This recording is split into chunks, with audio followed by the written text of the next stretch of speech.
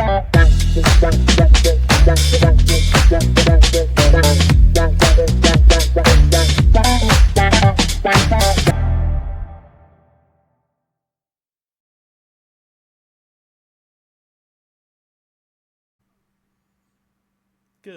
morning, everybody. It's a beautiful day.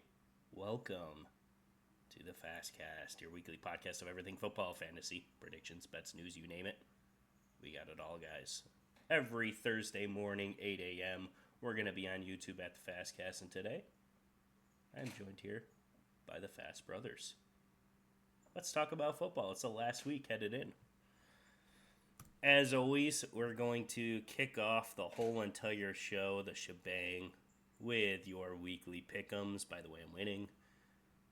We're going to start with the Saturday games, which I'm pretty much, I've skipped the past couple weeks because I forgot football is even supposed to be played on Saturday, and I end up missing the games. But we got two of them this week. Starting with the Cleveland Browns at Baltimore Ravens. For me, holy Jesus, the spread is at 17.5 points. Yeah. Whoa! That's got to be the biggest spread I've ever seen. I'm taking it. Give me the Ravens. They're playing their starters. Oh, man, actually. Are they playing? They might pull them at halftime. That's a lot of points, especially for the last week. Especially since they're going to go up by that, and then they're going to pull everyone at halftime. Oh, man, that's going to be a tough call. Give me the Browns. Give me the Browns plus 17.5. That is absolutely ridiculous. I looked over and I was like, oh my God, I don't think I've ever seen, that's got to be one of the highest spreads. Yeah, I'll take the points just because I think they're going to pull everyone at halftime. We'll get some points at the end of the game.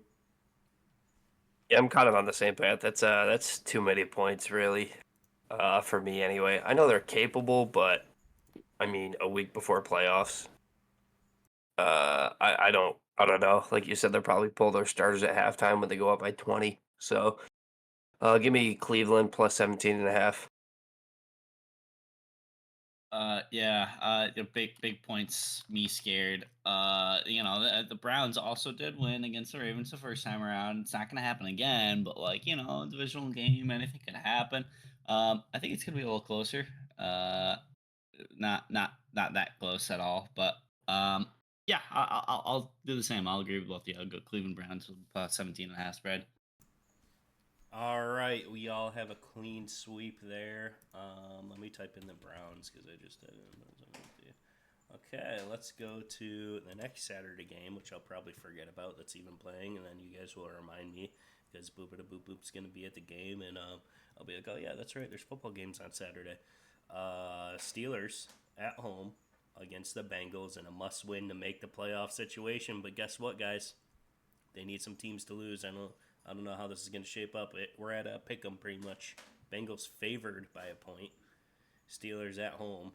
Saturday night game.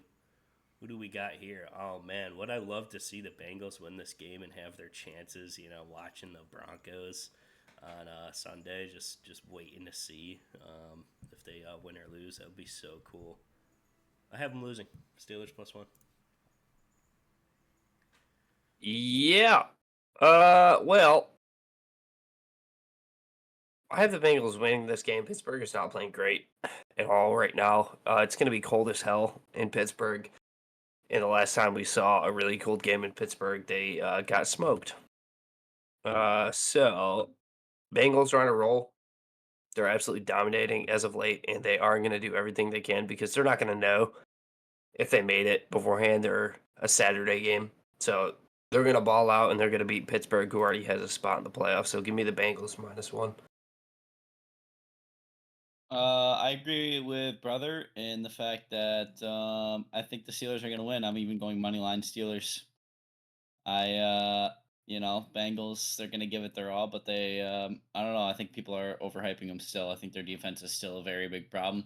I mean, the Steelers' offense has not been that great, but last time they played, they put up 44 points away, which that's almost unheard of for Pittsburgh offense. So yeah, give me the Steelers. I'm going to go money line for them for money reasons. Beautiful. let's head on to the real day for football. Giants and Eagles. We're having a divisional matchup, and my gosh, did the Giants throw it all? Yeah, they definitely threw last game for sure. Really bad by them. And what I mean is they lost the number one pick. So going into this game, divisional matchup, I don't even care if the Eagles have their backups in. To be quite honest with you, give me a -3.5. It's not even going to be close. Yep, I'm on the same wavelength here, but there's another alternative motive for me, and it's Saquon needing 100 yards against his former team to break the single season record. Um, I know that Nick Sirianni is currently talking to the team and Saquon to see what they want to do about it. Obviously, because they don't need to play their starters, but making history is pretty important for most players. And when you have a chance to do it, especially against your old team, I think they take it, and I think Saquon goes to Pound Town. So let's go Philly 3.5. Yeah, you know what? Brandon brings a very interesting point there. I think, it's very plausible Saquon sees the field. And even their backups, I think Eagles are just a lot better than even the starters of the Giants. And I think they're a little bit better coached. And yeah, I just think they're overall just better even with their backups. So yeah, I think still it's pretty easy for me, -3.5. Well, let's head on to the next game, shall we, folks? We shall. We got pretty much, I think, all Week 18's divisional, yeah. Should be anyway. Yeah, We pretty much. got Saints and Bucks. This is down to the wire, guys. It's between these two teams to make the playoffs, and no, it's not. The Saints suck. Give me the Bucks at home. Oh my gosh, this is another big one. -13.5. Do I really want to take that? Yes, I do.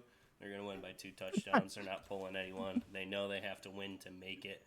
The steering wheel is in their hands for the playoffs.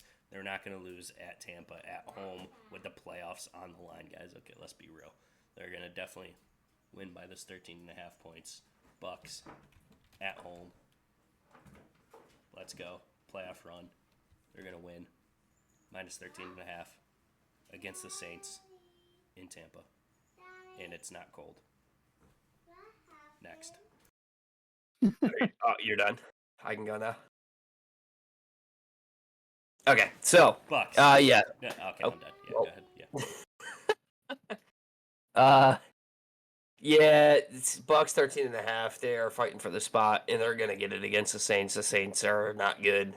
Obviously, the last week of the NFL season, it doesn't really matter for them. The Bucks are gonna come out, and they're just gonna body the Saints, no doubt. 13.5 is a lot, and I know that I said, I mean, it is 17.5. The other spread, that's entirely too much, I think, for me, especially seeing that the Cleveland Browns beat the Ravens at one point in the year. It's not going to happen again, but I digress. 13.5 Bucks.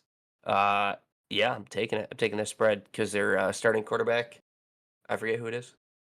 I was gonna wait for all that for when I went, but Well, you'll Well, I enlighten mean, me if on I who it have is. to go now, Daddy Mayfield, minus Oh 13. yeah, that Oh, guy. yeah, Yep, Daddy he's the Mayfield. one. Yeah, no, he's the greatest quarterback, MVP candidate. Definitely going to throw for 1,000 yards this game. MVP is going to be his after this game and this game alone because he will be the league leader in every single stat. Because everything he's gonna surpass every single quarterback in every single metric from just this game, and it's gonna be 900-0. And yeah, the Bucks are gonna win the game. So -13.5. Yeah, and it's not cold, and it's in Tampa, and Yeah, go on. Go on. I'm waiting. Keep going. no, that's all. That's Okay, all I he's got. done. All right. We're going to the Bears. Going to Green Bay. And you know what, guys? The last week can be kind of wacky. You don't know who's starting. You don't know who's sitting. Divisional games. Week 18. Playoff seeding is pretty much already locked. I believe so. I don't think the Packers can move up or down, winning or losing this game. Yeah, I mean, there's just some crazy stuff that can happen in the final week, which is why I'm taking the Bears +9.5. And it might be a situation where they're playing the backups, and the Bears have lost 12 in a row, 11 in a row, something like that. And yeah, I think just like last week, I think they're due. I think they're due for a little bit of Winskies. Little Winsky Dooskies going into the last game of the year. I don't know why my voice is raising. But yeah, I'm going to give them a plus 9.5 for this game. Wacky things happened last week. Let's have it happen this week, or this game. To answer Justin, that is correct. The Packers cannot move up or down this week. They have clinched a playoff spot regardless. To go up, they would have to. I mean, I guess technically they could go to 6 depending on their head-to-head or what happens with the Commanders game. But other than that, they're in to be second in the NFC North. They'd have to have a better record than the Vikings, which is just not happening statistically. Correct. I'm just going to go ahead and solidify my pick there with the Bears plus 9. Plus 9.5. Are we going to do a little plus 9.5? Okay. Yeah, for me, the Bears are going to bear. They're going to lose by 10. 9.5 Packers.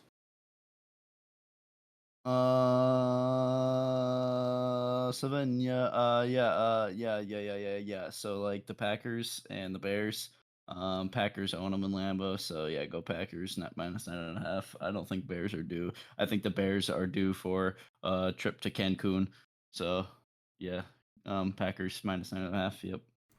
Yeah, man, I just don't know. I've seen some wacky things happen. You never know. So yeah, I'm just gonna stick with the Bears. Okay, I'll stop with that. We're going to Bills, Patriots. Same situation. I don't know if the Bills win, lose, doesn't matter. They're gonna stick with the spread or stick with the seeding, not with the seeding. Think Chiefs got number 1 no matter what. Bills got number 2 no matter what.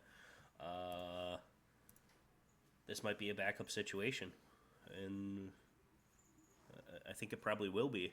And I've seen some crazy things happen. And didn't the Patriots give them a run for their money kind of last time? Now they're at home. I don't know, guys. I don't know. Backups versus Drake May, the Drake and Josh matchup. I think I'm going to take the Patriots plus 3 here. Let's lock it in. All right. Well, I do know that Josh Allen is starting the game for the first drive, at least. Basically, to maintain his streak of starting games or something like that. So, first drive, it's going to be a 70-yard touchdown drive. Josh Allen is going to run for 45 yards of that. Bills minus 20. Oh wow. Just kidding. Well, It'll probably be like 10, realistically. yeah. I mean, he definitely will start, and he'll probably do the first drive, maybe 2. But like after that, yeah, it's just yeah. I think Patriots starters, Bills.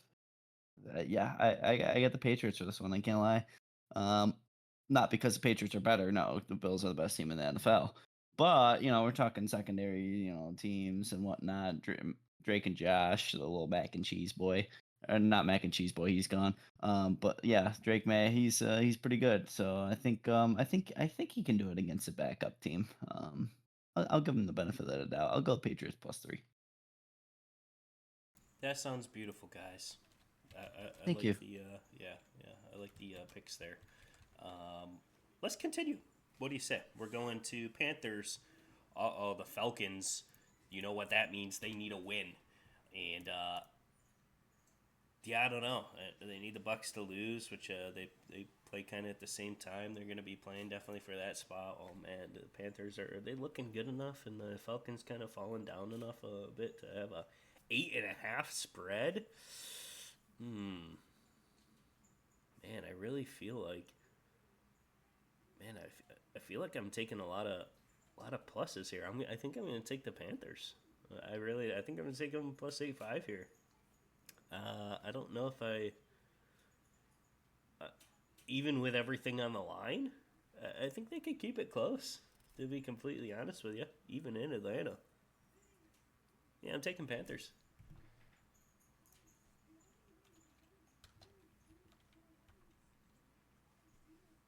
Or someone else, maybe. I don't know. Oh, yeah. Sorry. I thought you were going to keep going. So, for me, the Panthers are obviously not a good team, but we've seen them kind of go crazy on certain games, and I think this is another game that they're actually going to go crazy. The Falcons just, I don't know, they are extremely underwhelming. I thought they were going to be a lot better this year. They are fighting with the Bucks. The Bucks are going to win the game, and I think they know that. But I think the Carolina Panthers are that one team that just like we have nothing to work for except for sadness. So let's give it to not only our fans but the Falcons fans as well. So they might win this game, honestly. But to be safe, I'm taking their 8.5 spread.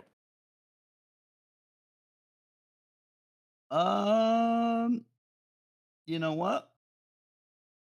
You guys went the plus side. Well, here's the funny thing about this is Falcons Panthers. Panthers are still not great. Falcons.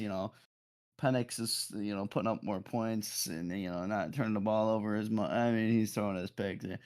Falcons look like they're kind of getting their groove a little. No, I think the Panthers are going to win this game. Give me the first whoopsie daisy. I'm going Panthers money line plus 340. They're going to win the game. Falcons. Sorry, but Daddy Mayfield's coming in, baby. He's taking your playoff spot. Well, it is up to him. He has to win it. He has to win it to make it. All right, we're going to the best team in the NFL actually now. The Dallas Cowboys. They get their final game at home for the season ender here. We've only won one game this year at home, guys. One. And make it two, because I'm taking money line for the Cowboys. Let's go. How about them boys? We can't go out on a loss in the season. Come on, let us have this one thing, please. This is the last game I get to watch. But yeah, I think it's almost going to be kind of the same thing. Are they starting people? Are they not? It's kind of up in the air. They're seating there. They already clinched it, right? They have a spot. I believe so. They do. Yeah, I'm pretty sure they do. I don't know if they're going to put an importance on this game, to be honest with you. I'm talking Commanders and Cowboys last game at home. They know it's the final game of the season.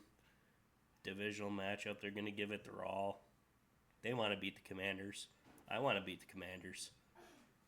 Give me my first whoopsie daisy with the Dallas Cowboys this week.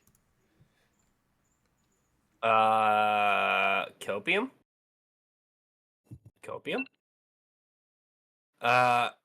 No, that's not going to happen. I have Commanders minus 4-5. CeeDee Lamb is out. Cooper Rush is their QB1 as of right now because Dak went out, obviously. The Cowboys just released Zeke, the heart and soul of that football team, in hopes that they would get a playoff spot. Yeah, I don't see Dallas winning this game at home for the last game of the season. Commanders do have something to play for, however, kind of, sort of. If they win and Green Bay wins, they get 6th seed. If they lose and Green Bay wins, they get 7th seed. Same thing if they both lose, they get 6th seed. So basically, it's either playing the Eagles or the Rams, essentially. So, yeah, I'm taking Commanders minus 4.5. Yeah, no, yeah, like you said, the Cowboys, man, they lost their huge acquisition in Ezekiel Elliott. I mean, I don't know what they're thinking, man. They're getting rid of their best player. But I guess it's a good thing they have Mingo there. Mingo might carry him to victory here in this game. He's gonna have to step up in place of Zeke and really shine here. Yeah, no, Washington Commanders minus 4.5 and pretty easily, I think. All right. Well, we'll watch you both be wrong about that one. We're going to go to the Texans going into Tennessee to play at another pick'em here. -1 for the Texans, visiting team. Who do you give the point to? Give me the Titans +1. Oh, okay. Yeah. I mean, this is pretty accurate. Houston is not going to be playing their starters. Titans have been in and out. They've been good and bad at the same time. I'm still taking Houston -1. I mean, this is just a pick 'em, and I think Houston's gonna edge out Tennessee by at least a point. Whoa. So yeah, edging. All right, thank you. Yeah. I think Will Levis is up there for runner up of most valuable player. So yeah, I think Titans +1. Give me that. Give me that. Texans starters haven't looked great, so give me the Titans +1 at home. I agree. I'm going to go to the next game, which happens to be the other two teams in that division, the Jags and the Colts. Now, this is a nothing play for game. There's no playoff implications. There's anything. It's just week 18. Head to headers. The better team wins. And to be honest, I don't know. I think they're pretty close at this point. But I do think the Colts are a little bit of a better team, and the record shows for it. So, am I gonna take? Yeah, I'm gonna. Am I gonna? Yeah, I'll take the 4 points. I'll take -4.5 for the Colts. Well, the Colts just lost to the Giants last week. Anthony Richardson is not their QB1 anymore. So I will say Jacksonville is always one of their toughest opponents. So for me, give me the whoopsie daisies Jacksonville to beat the Colts in Indianapolis.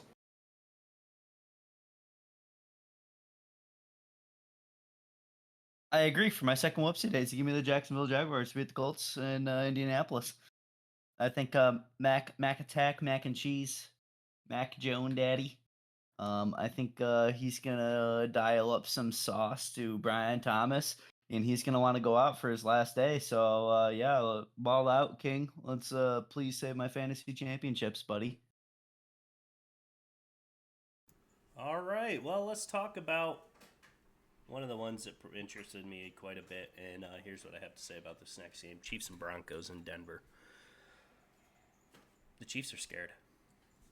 They are very scared, and here's why I'll say that they're scared: because they know that Burrow is coming right behind them. And the Chiefs are petrified of that. They know every time Joe Burrow goes to Arrowhead, that's why they call it Burrowhead for a reason, they win. And they know that's going to be one of the first opponents. Actually, it would be the first opponent they would have to face, barring that they win in the first round. Which is exactly why they're going to throw the game, put everyone in, not even try to win, not even play any football this game. Which is exactly why I'm going to take the Broncos -11. And man, I really, that would have been really cool to see if it happens again. Burrow comes in, takes out the Chiefs second round that the Chiefs play. And yeah, it's not going to happen. They're going to throw this game because they're scared. So give me the Broncos -11. Funny enough, I think the Chiefs might still win this game without their starters because Black Magic Chiefs. Realistically speaking, though, they're not playing anybody. They're sitting everybody. They locked up the 1 seed, so the Broncos are going to win this football game. They have to. So for me, yeah, I'm going to take the +11 for the Chiefs. But I think the Broncos do win this game 100%. Man, what a difference it would have been if they still had a perfect record going into this game, because then they would have had to win, because you have to try to go for the undefeated season. But there's one team that made sure that didn't happen. The best team in the NFL.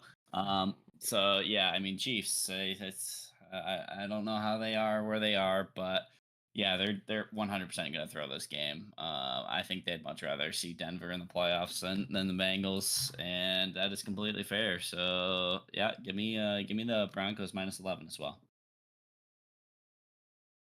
Okie dokie then. Miami Dolphins and the New York Jets. Another pick'em game, surprisingly, because the Dolphins kinda still have something to play for. Maybe there's a little bit of hope. They actually have a better chance right now to make it than the Bengals do, which is kind of cool. But I still think they're gonna win. Give me a -1 in New York.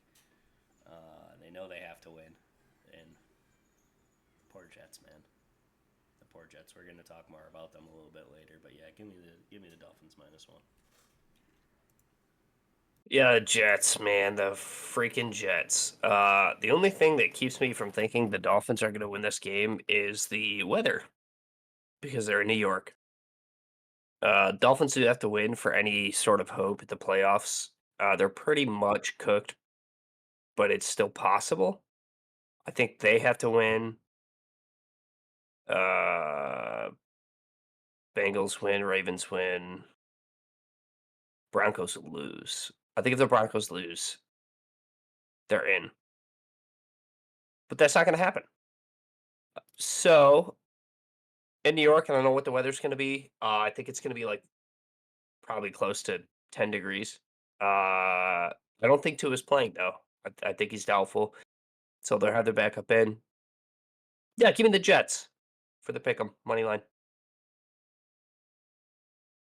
Uh, no, I think Tua was gonna play again this game. I think he's back. I think maybe not. Maybe I'm just capping straight out of my mind. Maybe a little boopity boop, if that's possible. But um, yeah. So here's my thought process on this one is that it's typical Miami to like the Broncos are gonna lose, the Bengals are gonna lose, and here's their wide open shot for playoffs, and they don't even know it because the Broncos are also playing at the same exact time. And here they go. They have to make the final drive, but they suck so bad in the freezing cold temperatures. And then they can't even beat the Jets to make it in the playoffs. Not that they would make it very far in the playoffs, but that's just typical Miami things to do. Yeah, give me the Jets. Give me the Jets money line here. I think the Jets are just gonna win this game because cold. Mike McDaniel said yesterday, actually, for Tua, it is they are firmly in the unknown. Firmly. So right now, it still looks like they're leaning towards Tyler Snoop Huntley as it is on what I'm reading to start, but it is in the unknown. So who knows? All right. Sweet. Well, I guess we'll never know until game day. Let's go to the Chargers and the Raiders. This is also one of those other wacky ones. Can the Chargers move at all? I don't know if they can. So is this going to be a backup situation? It's always hard to tell in the last week here. I think they'll probably do like a half start. Like they'll play for the first half and get a lead and stuff. But do the Raiders come back in the second half? Is that the thing? 5 points. Give me the Raiders plus 5.5. So I'll say this: they can move one singular seating from 5 to 6 if they lose. And that being said, if they lose, Baltimore loses. I think they're still 3 seed, unless Baltimore loses and Pittsburgh wins. Not going to happen. But if they lose, they go from 5th seed to 6th seed, and they will be playing Baltimore, and nobody wants to play Baltimore. Realistically, Just a current boop to boop. Right now, the Steelers are the 5 seed, not the Chargers. The Chargers are the 6. Correct. so Steelers win, the Chargers win. If they both win, Chargers will be 6. But if the Steelers lose and the Chargers win, they'll switch. Correct. So realistically, I guess it depends on that game. If the Steelers end up winning, they can't move. They're going to be stuck at 6. So that being said, I think for me it's pretty. They're going to want to win this game regardless. And the spread is not crazy. 5.5 against the Raiders is not insurmountable by any means. So yeah, give me the 5.5. Me too. Me like you the 5.5. Better coach team for sure. Better team overall. And if they do play starters, even for half of a game, I think they can pull out over a touchdown spread here.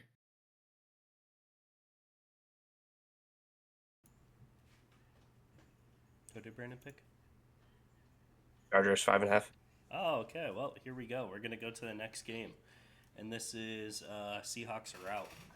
The Rams are in. So, this is one of those other Week 18 things. You know, you never know what could happen. Is the seeding going to change? I don't even know. Do they care about the seeding? The Seahawks are minus 5.5, and you know what? I'm going to take it. Give me the Seahawks. I think I'm also going to take the -5.5 for the Seahawks. I think I'm also going to take the -5.5 for the Seahawks. Wow, that was quick. Speed run. All right. I I'm guess also- we have nothing to say more about that game. So we really don't believe in the Rams in the final week. I'm really just hoping for fantasy championship implications. Seattle Seahawks. JSN. I kind of hope that he is absolutely saucing all over the backups that Rams are going to put in. Yeah, he's been doing pretty good. I'll give him Sure. that. Let's move on. Let's go to the other two teams in that division that happen to be playing at the same time, 425. No playoff implications at all. They're both eliminated as of a long time ago. We got the 49ers at +4 and the Cardinals at -4. Man, what a game the 49ers had. They gave it to a little scare to the Lions there in the first half. Thought they played pretty well. Brock Purdy, of course, throwing interceptions. Give me the 49ers +4.5. Well, Brock Purdy's out. He's probably not playing against the Cardinals. I mean, these games really don't mean anything. It's just one more game of football that you get to play before you go home. But I will say, I think Cardinals win this game, and I think they cover spread -4. Well, yeah, yeah, Brock Purdy is out. Cardinals don't really have too much on the list. That's well, I mean, they have a little bit, but nothing too notable like their starting quarterback. But Josh Dobbs, Mr. Pastronaut over here, is going to be in there. He got his rushing touchdown last game, even that was pretty neat. But yeah, give me the Cardinals -4. No Brock Purdy. Not good news. Okay, and then this is what we were speedrunning to, guys. This is the game of the ages, and I think the most and well deservingest of the entire NFL season this year. Let me roll my chair back a little bit for the grandest and biggest. I know what's happening. Game of the week. Game of the week. Yeah, I had to stand up for that one, guys, because this is going to be the game of the week. Game of the year. Game of the division. Number 1 seed in the NFC comes down to right here, right now, primetime football, Sunday night, Vikings in Detroit. Detroit's favored -2.5. What do you guys think about this game? Because this is definitely going to be definitely an eyeball gluer to this one. Eyes all over this primetime. I think this might be one of the most watched games, to be honest with you. It's going to be some good football, and you know what? I think the Vikings are very underrated going into this one. I think we all had Packers, actually, as we picked the spreads and some monies and last week. And, the Cardinals just week after week keep proving they're that team. So, or not the Vikings. Did I say the Vikings? I said the Vikings. I think you said the Cardinals. Yeah, not the Cardinals. I meant the Vikings. I'm looking at the pictures here, and it's the game above. But the Vikings, week after week, have been proving themselves as a real contender football team. And this is going to be for the bye week, the home field advantage, all the way to the bowl. Oh man, this is a scary one to pick. I think the Lions do it. I think they're going to have a field goal win here. I think they're making a lot of franchise records already this year. Why not give them another one? Oh, do I? Yeah, I mean, give me Lions at home -2.5. Let's send it. Well, this is, I think, not only game of the week, this might be game of the year regular season, to be honest with you. This is fighting for the number 1 seed in the NFC. And it's a 1-5 push, which is crazy to me. I think we've seen from last week Detroit, man. That's tough. It's a really tough look for Detroit. Do I think they can beat the Vikings though? We've said before the Vikings kind of don't seem like as dominant as a team as Detroit does, but I mean, winning by 3 to the Packers, obviously it's a divisional game. Packers are also a very good football team. The Lions kind of keeping it close all game and only winning by 6 to the absolute broken shell of a team, 49ers. That's a tough look. For me, the number 1 seed in the NFC this year is going to be the Minnesota Vikings. Give me the whoopsie daisy for Minnesota in Detroit at 8:15 on Sunday for the number 1 seed. Wow. I like it. Yeah, Detroit Lions, man. Everyone knew they were going to be a powerhouse. Dan Campbell makes me want to walk through glass for him, step on Legos. I'd do anything. All he has to do is scream at me, and I'm in there. I'm jumping in. I'm ready to snap my spine. They give my life for the Detroit Lions, even though I hate them. Or I don't really hate them, but like they're not my team. But all he has to do is say his magical little words. But yeah, great team. Jared Goff, fantastic. Monra, fantastic. Gibbs, oh yeah, great. Top 3 running back, IMO. Um, yeah, I mean their defense healthy, great. But that's the important thing, healthy. Minnesota Vikings, doubted from the very beginning of the season, even through all my pick'ems. I probably went against them a lot because I didn't have the faith. I didn't think they were that great of a team. They continue to prove me wrong. And yeah, I mean they are playing some fantastic football, keeping some games close, but still, hey, they're winning them, and that's what's important. And now it all comes down to this for the first seed in the NFC. Somehow, one of the 5th seed is going to be a 14-win team. I don't quite understand it. I'm lucky, but that's just the way it works. And give me the Minnesota Vikings as well. I think right now with the Lions injuries, especially on the defensive side, I think it's going to be a little too much. I like the Vikings in this one. The plus or the money? I'm going +2.5. Okay, cool. Well, there you have it, ladies and gentlemen. Hold on, a breaking development. As you were doing this, a live odds change in spread change happened. For the game? For the Buffalo Bills and New England Patriots game. There's a live spread change as you were. Wow. There was. It is now So a it's 2.5. We all had, it was a 3-point. It's now 2.5. I don't know if that will change any decisions. If you would Doesn't like to change for me. Do we have to revisit go back to it. Doesn't change for me. Because I had a majority of the group had the Patriots spread on this at 2.5.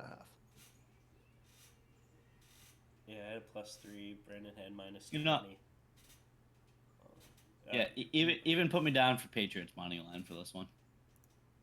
Wow. Now I'm taking it. Oh man, that's gonna be Bills close. by 10 at least. That's gonna be close. I watched it change before my eyeballs and was confused on why it's saying accept changes on my bet, and then I found it. You know what? That's gonna change my pick actually.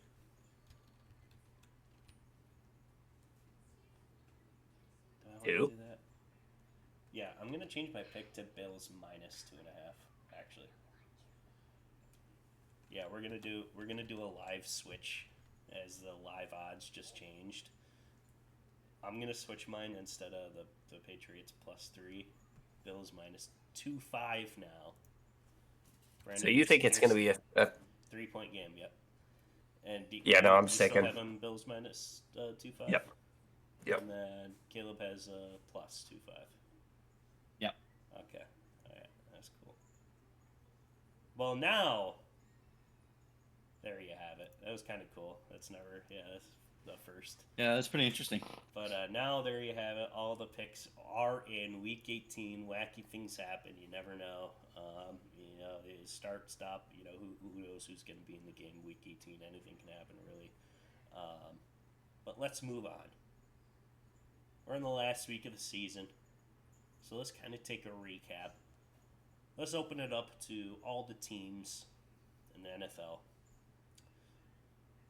We're going to look at who you think as a whole, as a team, expectations versus reality.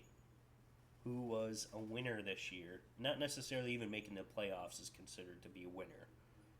It's just overall like our expectations coming into the year. Who did better? Who did worst? Who was a win? And who was a loss for the season? Pick a few teams, one team, whatever you guys want to do. Epic wins or epic fails. Brother, let's start with I am brother. So I have a couple in mind here. Uh, what I'm looking at, and one of them I think we all kind of know off the top is going to be the team that we're going to want to talk about, and I'll start with them. Kind of take the thunder from everybody here. The Washington Commanders have absolutely exceeded expectations this year beyond anybody's anybody's expectations, except for maybe the players that had high hopes going in, right? 11-5, who would have thought the Commanders would have been clinched a playoff spot? I believe they're what, 5 seed as it stands, something like that. Maybe a beep boop boop. I switched off the screen, but them for sure 11-5, probably maybe possibly 12-5 at the end of the year. Obviously, they have to play Dallas at home, which Dallas has only won 2 games at home.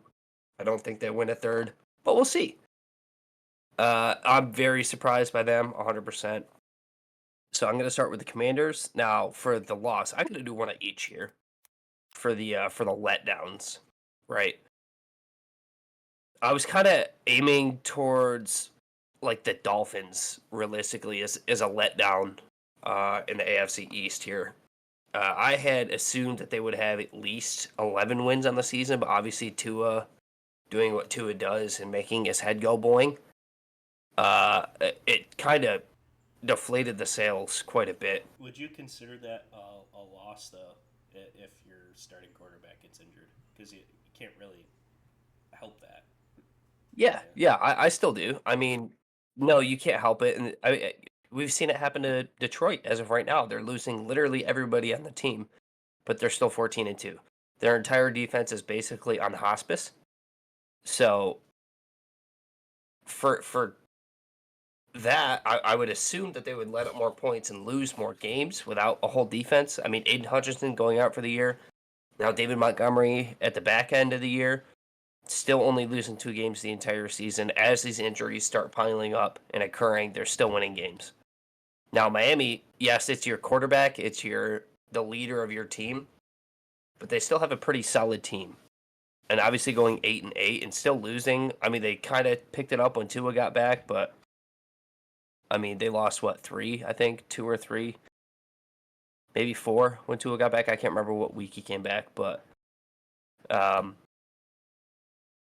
yeah, it's a little bit of a letdown for me. I thought it'd be a little bit more competitive in the AFC East. I mean, they still got a chance for playoffs, but they got to go play in New York where it's very cold, and they also have to have some teams lose. So,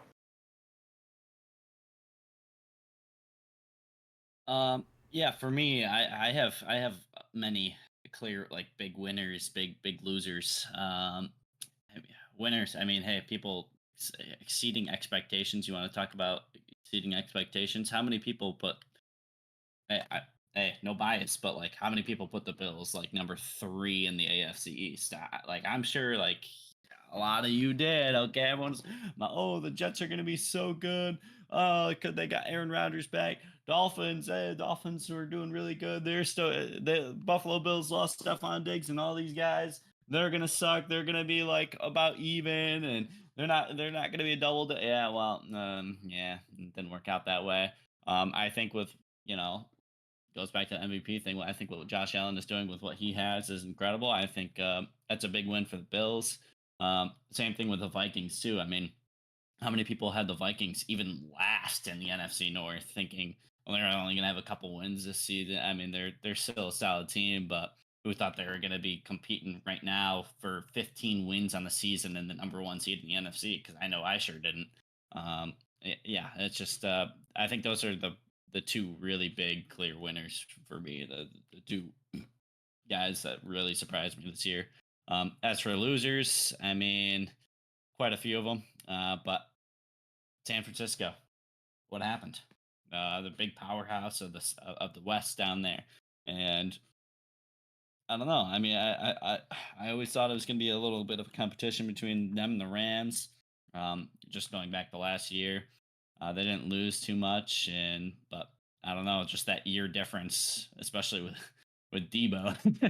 I don't know, it just made all the difference. And I understand losing Christian McCaffrey was a big loss to them.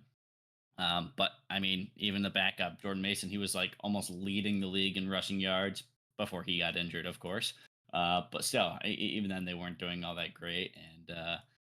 And it just kind of, makes you question what they're going to look like next year, too. Will they still even have a chance? Or is this kind of like the downfall of the 49ers for now? Or what's it going to look like? Especially with, Brock Purdy has to get paid now, too. So, or how are they going to allocate all this money? And will they even be in contention next year? I don't know. So those are my guys.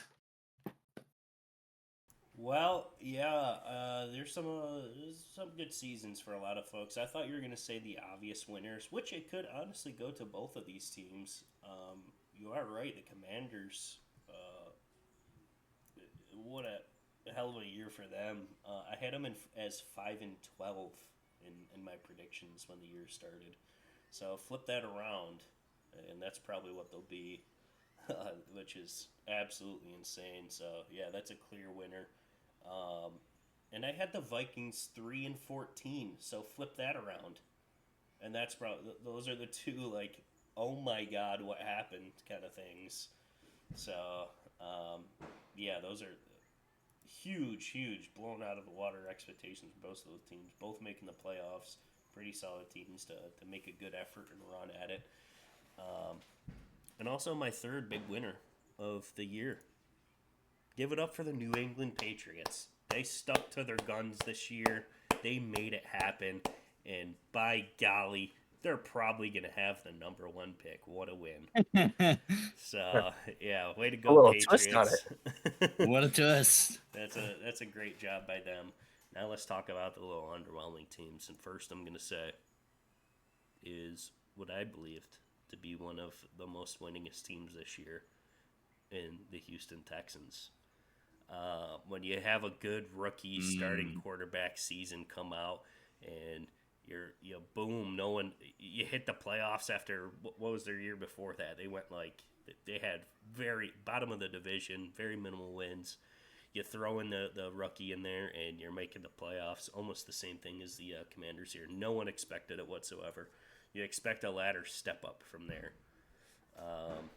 And they're lucky the division wasn't very strong because they might have had a run for their money here. 9 wins, making the playoffs. You look at all the rest of the division winners, besides the NFC South, which has been pretty horrendous the past few years. Everyone's above that. So the Texans kind of have the lowest winning record division winners. Besides, NFC Bucks over there, but it's about the same as it always been for the past decade. So it's a little underwhelming. Even though they made it here to the playoffs, and everyone who makes it to the tournament has a chance at the bowl, of course. We all know that. It's a little bit of a loss. I think they took a step down backwards this year. So I'll take that as a little bit of a loss. Yeah, I mean, I could throw the Bengals in there, of course. They don't take the beginning of the season seriously at all. And look where they are. They're fighting for their life and have a 5% chance or whatever to make it, and they only did that to themselves. So they tend to go on these winning streaks at the end and can't win the first 6 weeks of the year. And the other big epic failure, loss, whichever you want to call it, I'm gonna give it to the Bears. I'm gonna give it to the Bears. A lot of hype around this team. Easy schedule going in. added all these offensive pieces, big names, coach this, and nothing to show for it. So, little bit of a loss. I had them 10-7. Obviously, nowhere near that this year. So, yeah, a little bit of a disappointment from them. As you know, it's just a Bears thing at this point.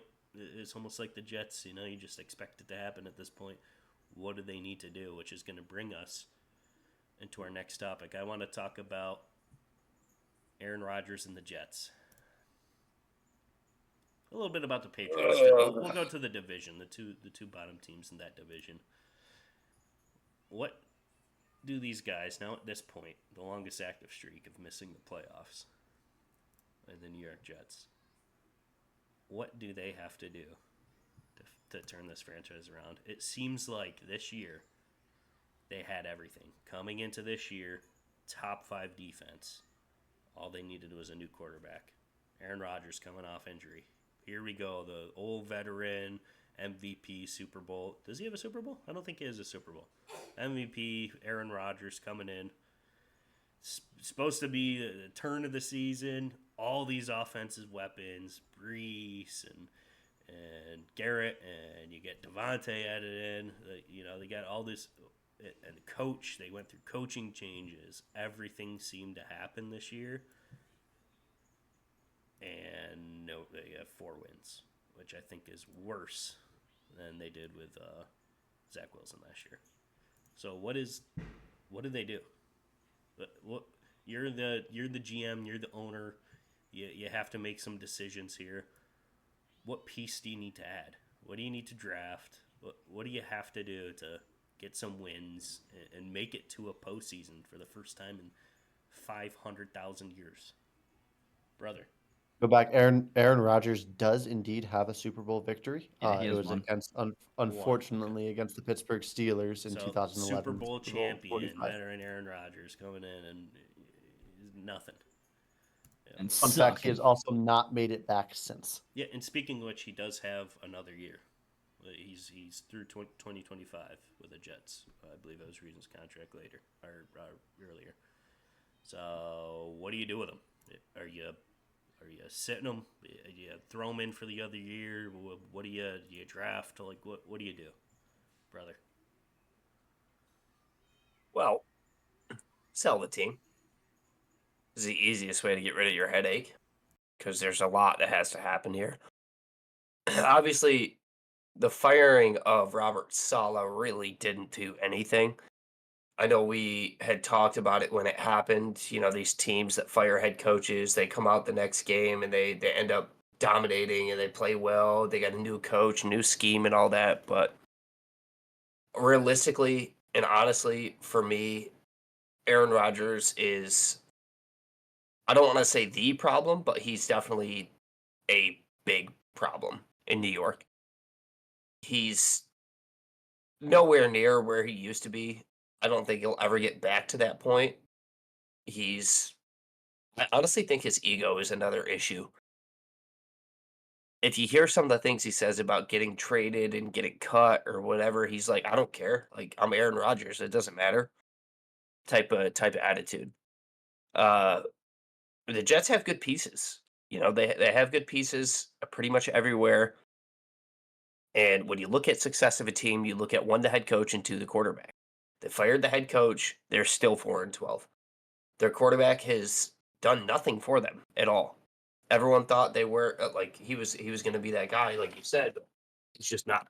Now for the Patriots, I mean, I like Mr. Mac and Cheese. I'm sorry, not Mr. Mac and Cheese. Drake May. I really do like him. I think he's a decent quarterback, but they have a lot of work. Can you guys tell me off rip who New England's wide receiver 1 is? Ah, that's a good point. Yeah, I can. Who is it? Booty. Yep.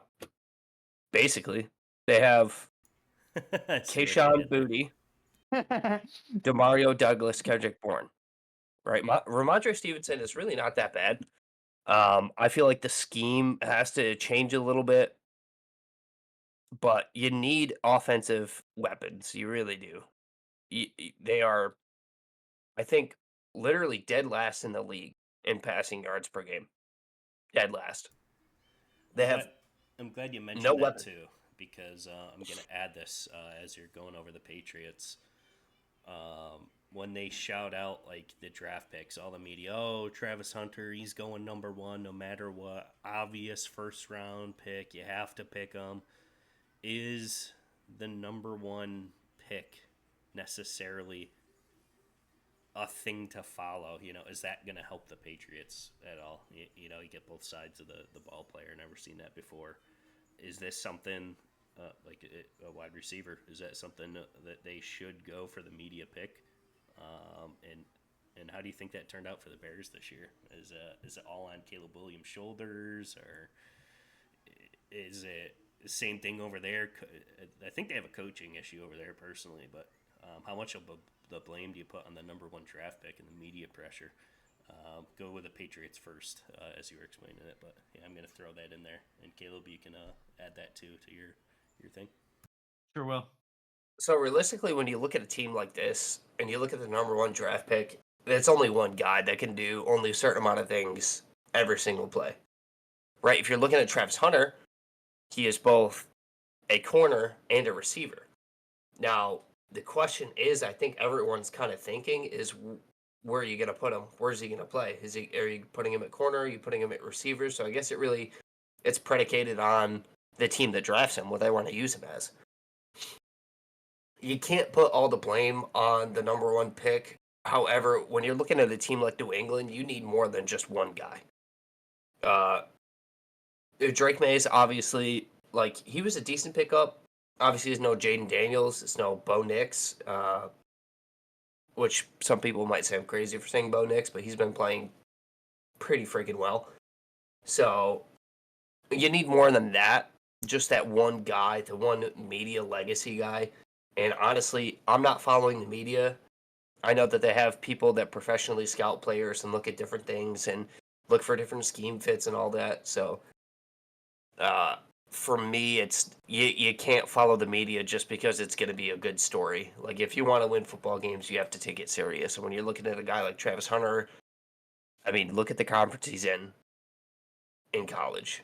Look who he's playing. He's not playing any like absolute powerhouses all year, so he's gonna look good. Well, no, they did. Colorado, They were just 0-6 when they played top contending teams. yeah, exactly. So, I mean, you put him in the NFL in a role that pretty much, I want to say, a majority of rookies struggle with when they make that jump from college to NFL. You can't expect him to go from the conference he was in and struggling against, like Caleb said, really good teams, to winning football games for you. It's just seemingly not going to happen. So you need more than just that one guy. You need a couple pieces that really blend together and make a team successful. I'm going to add one more rebuttal to your thing, and this might be a little controversial, but before we get way off the path, I'm just going to leave it at here. I don't think Bo Nix is as good as we think. After second look, what I think about Bo Nix is agree. he's very well coached. Yeah. A very good playbook, and I think a lot of his success on that team is the play calls and the. I've said the same thing. Yeah. I mean, I think the best thing for the Broncos, realistically, is that combo of Sean Payton and Bo Nix, because you got a guy like an old school coach like Sean Payton, and then you got Bo Nix, who's like 25, 26 as a rookie in the NFL. He's a very mature individual. He handles things very well. He doesn't have like an inflated ego. And I think the best fit for Bo Nix was Sean Payton, 100%. All right, Caleb. I know that was a kind of Yeah, a whole lot. I kind Let's of stick with lost the track division. of Bills division, what I even Jets, needed. Patriots, number one pick. Yeah. Well, about the Jets too, really quick. If I was GM there, I'm cleaning house. I'm getting the playbook. I'm getting all the coordinators, even the head coach, the interim head coach right now. I'm cleaning house. Doesn't matter. All playbooks, burn them to the ground. Let's start new because what we got going on hasn't worked. Everyone thought it should. We have way too much talent on the team to be wasting it.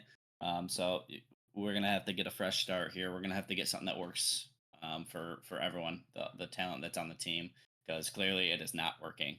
Um, and about Aaron Rodgers, sure you can put him in, but I 100% be looking for a quarterback either even this year to sit behind Aaron Rodgers, which wouldn't be bad, or definitely next year.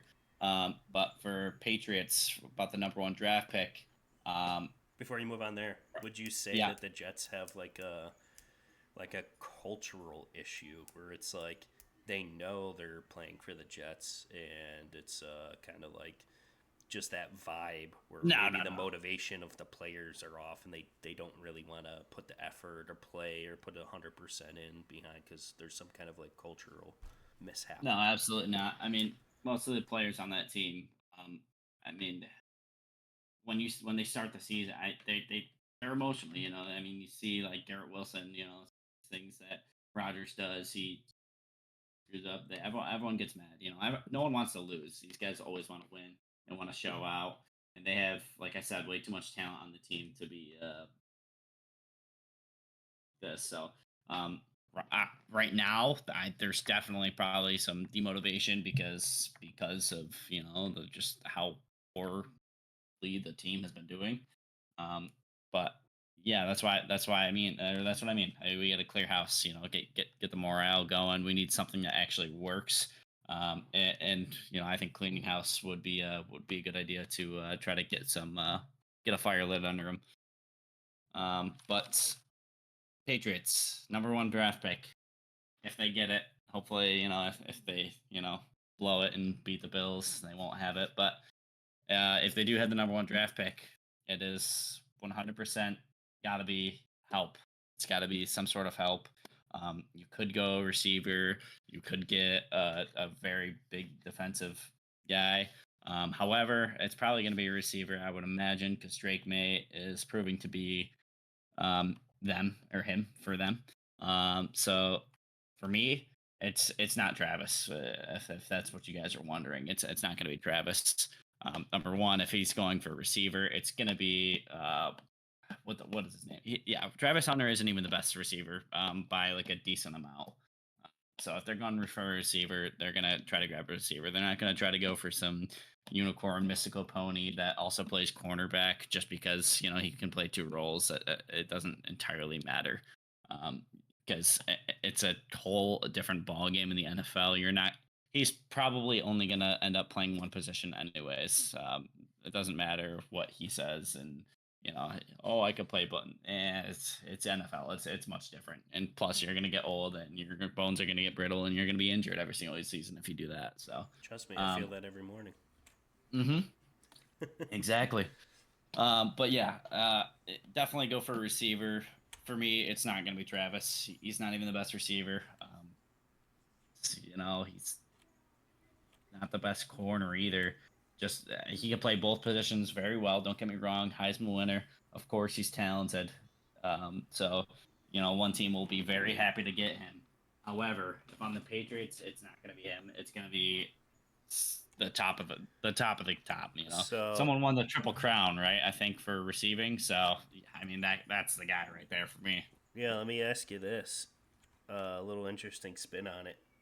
Do you take the number one quarterback and do like a trade deal or something for Drake? No, no, Drake May? I Or I you saw think it's I saw that. No, I there's no trade. Yeah, so Drake May's the guy.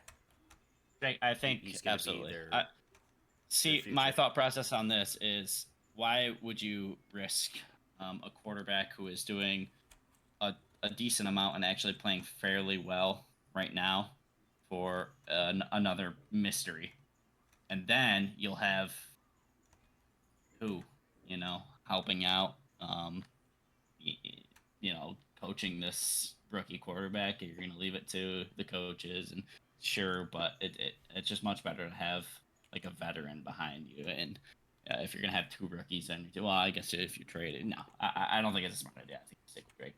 You go for a receiver. Even if you're first draft pick, you draft for yourself. You could draft down, or you could trade draft picks like in that same round. You maybe switch your first for like a second or a third.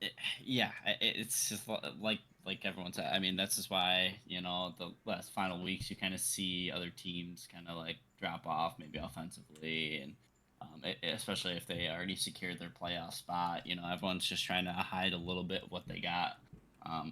And I think coaches have come out and just like, full out said like, yeah, we have an entirely different playbook with all of our best plays.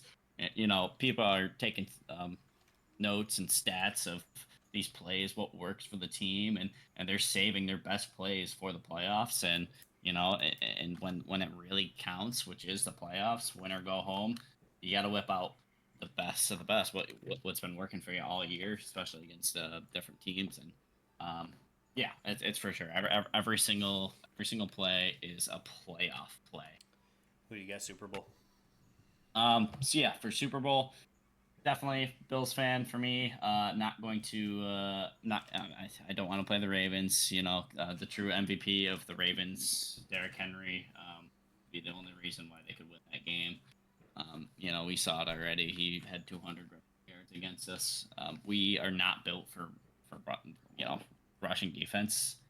Our defense is literally just like not built for it. Like they're just not big enough. So it's been a struggle all year for rushing wise. And other than the Ravens, I'm not really that afraid in the AFC of a rushing team. But I think, I think we can beat pretty much any other team in the AFC. Biases aside, I think the Bills have the capabilities to do so in the AFC, besides the Ravens. But it's looking like we're going to have to play them. So I hope playoff Jackson comes out and Josh Allen shows them why he's the MVP and not him. And then for NFC, I could see three teams making it. I could see the Lions making it. I could see the Vikings making it, and I could also see the Eagles making it. Those are my top three teams. All of them super solid. Honestly, if I had to pick right now, it it's either the Lions or the Eagles. And it all comes down to how completely obliviated that Lions defense still is by the time that they would have to play each other if they do. And yeah, it'd be close, but I honestly think it could be a Bills Lions Super Bowl if the Cards play it right. If not, I think we're gonna see the Chiefs in the playoffs again. If we lose to the Ravens, I think the Chiefs beat the Ravens again, and I think we're gonna see the Chiefs the Taylor Swift Bowl again, which is really sad. That'd be horrible. Yeah, Yeah, I could tell the excitement when you when you both talk about the playoffs a little bit. This is usually the time of year where I start feeling like really like the adrenaline going, the nervousness, the excitement, all the emotions going in week after week. I'm like, oh God, here we go. Oh my God, this is it. But you know what? I'm just enjoying football at this point. It's actually kind of great. I don't have to worry about a single thing. I just get to watch awesome playoff football. And I wish you guys the best of luck because I know how it feels too. Um, and yeah, you're going to be on the edge of your seat every single game, which is the awesome thing about the NFL. We got some fun games coming ahead. But let's go into one of everyone's favorite games of the whole entire week. It's time for It's Okay, It's Not Okay. We're going to talk about It's Okay, It's Not Okay. And today, this is one that I feel I'm pretty strong into this one, a belief passionate, if you will, about this topic. And what it's going to be is it okay or not okay to sit your starters heading into week 18, especially for like a one seed team? Is it beneficial to sit your players for that long, or even beneficial to have a one seed bye week? Or do we see that kind of rust play out? Because if you look at it, these teams that sit in week 18, then they get a bye week, and then they play into a game, that's 3 weeks without playing in a game of football. 3 weeks, if you think about it, from the time now to their first playoff game, it'd be 20 days. It's almost a month of not playing in a game. Is that beneficial to them sitting their starters. And yes, I know all the injury, you don't want to get anyone injured, implications, playing hard, all that stuff, but just the flow of the game and all that, is it gonna wear them all? Are they rusty coming in? Is that bye week even worth it? Okay or not okay, brother? We'll start with I you. am brother. But Caleb was also brother. I've just assumed that you were talking about me this entire time, and I got lucky. But sitting your starters has always been a weird thing to me. Obviously, you don't want anybody to get hurt, and football is one of those games that, like, on any given play, something could happen, and you're starting, the star of your team could get decommissioned for the rest of the season. And being that it's this close to playoffs, that's one thing you really want to avoid more than anything else in the world.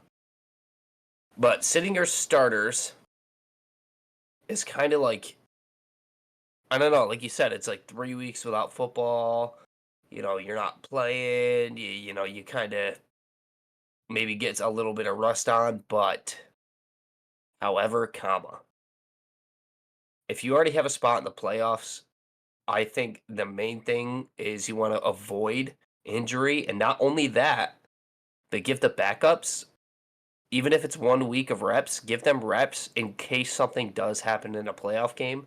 They're better suited to jump in the game and play consistently well than if you didn't play them. Like, if you throw them into a playoff situation, they have to perform, it's going to be tough for them. But if they have that even 1 week of I like that too. the singular week of playing, maybe it does, it adds a little bit of confidence, a little bit of awareness, skill set, things like that. So I will say that it is okay to sit your starters. Brother, you had the exact same reasoning as me. Um, the big thing is 100% the injury thing. You obviously don't want to hurt your starters. I already know what Justin's gonna say. I'm pretty sure I heard him talk about this before. But yeah, getting your backups reps is extremely important. Just glad that the Bills did that all of last year with their whole entire defense. It's basically like we were the Lions last year. Everyone was dead. We were playing our backups, and that's why we got scored. Why there was like 400 points every single game against us last year. But yeah, no, the repetitions extremely important. I'm using my regular season playbook even with my backups because we need the reps. Come injury in the playoffs, we're gonna need the next man up, and they're gonna need to be ready. So it's definitely a good thing um, to get your backups a little bit of time too. But I like to start the starters, so make sure they're still in the field, see how it goes. First drive, make sure at least we got some stuff clicking still, and then go to the starters. I like that look. So yeah, I think it's okay. Yeah, Caleb already knows. Yeah. Yeah, I've talked about this before, and yeah, for me, I'm definitely going to say it's not okay. And here's why. Yeah, we know the injuries happen, but these guys need to win football games. And the number one thing that's going to make them win football games is playing football, especially as a team, as a group. Yeah, it's a long season. They've been playing. But the number one seeds that make it to the Super Bowl, out of the last eight, I did a little bit of boop, boop, boop, boop, boop. Out of the last, we're almost at a decade, only half of the number one seed, so 50%, have even made it to the Super Bowl, being a number one seed going into the playoffs. That being said, I think is a clear favorite, and you look at the one seeds going in here: Chiefs, Lions, or Vikings. These guys are like the powerhouses of the NFL. You expect them to win postseason games, but only 50% of the time the number one seeds even make it there.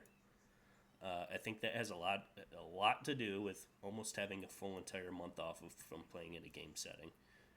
For me, I think the bye week, the number one seed bye week, is actually a disadvantage to have.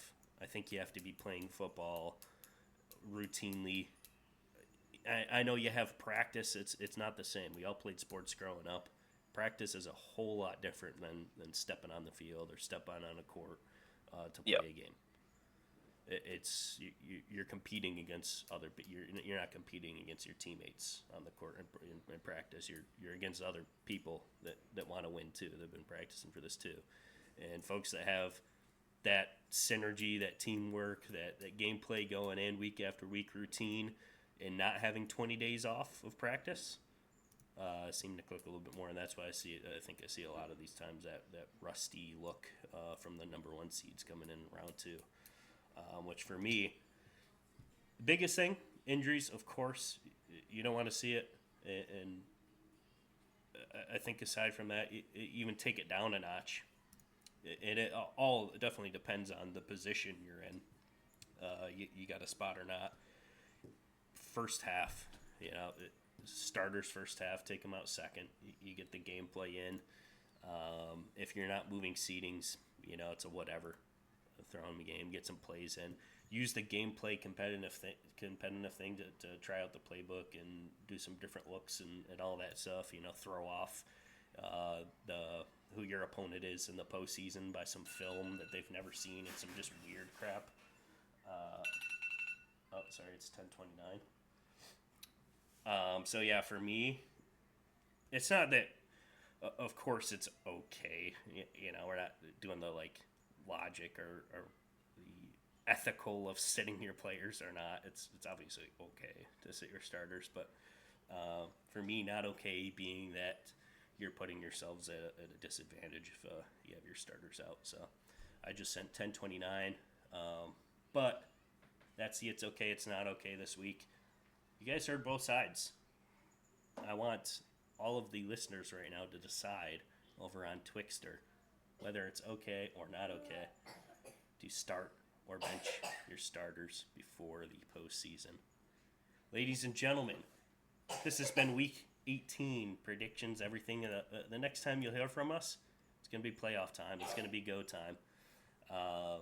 So yeah, we might, because it's a little less pick'ems and stuff. We'll have to shake that up a little bit next week and see what we got. But to everyone listening as well, happy 2025. It's a new year by the time you're listening to this, and I hope all of your years this year go much better than it did last year. Not saying it was bad this year, but the best wishes to you coming in 2025.